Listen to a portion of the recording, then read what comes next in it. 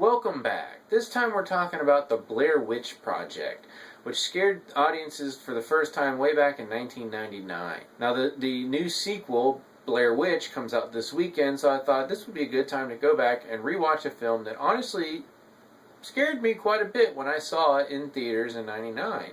As I've said before, I'm not a huge fan of horror, so I will admit it doesn't take a lot to scare me when it comes to horror films, as long as they're actually trying.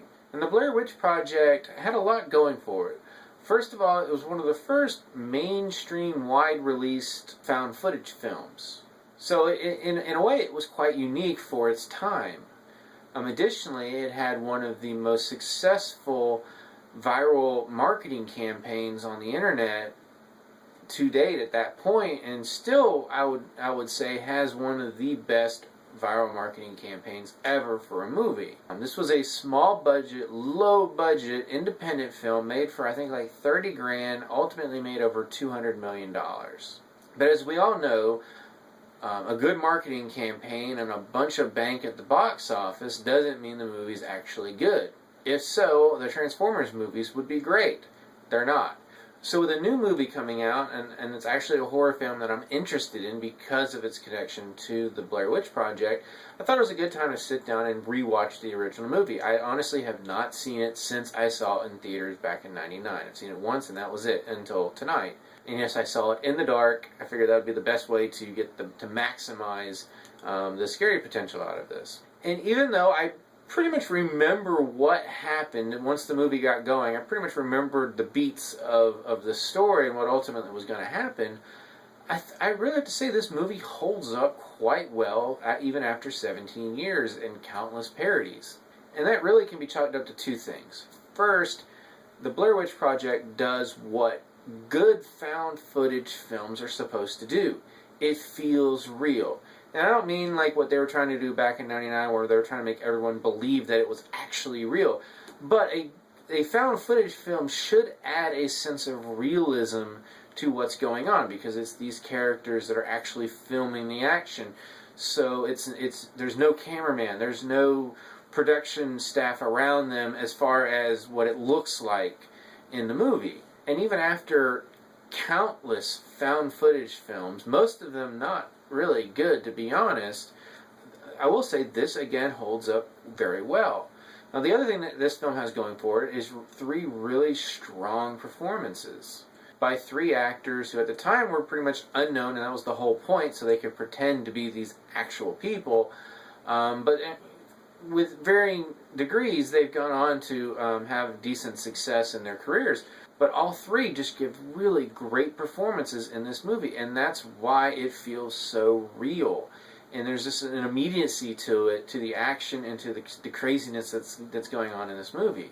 Now, if somehow you're not familiar with the story, I'm going to try to keep this review pretty much spoiler-free. But the story, it follows these three teenagers, Heather, Mike, and Josh.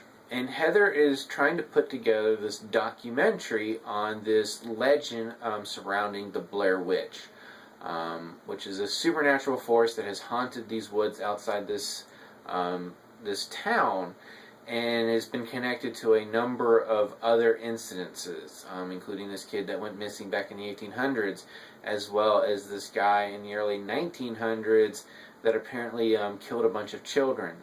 So there's all these moments where they're interviewing townspeople and they're relaying these urban legends, and it just adds, once again, there's everything about this movie is designed to make it feel real, and they do a really good job doing that.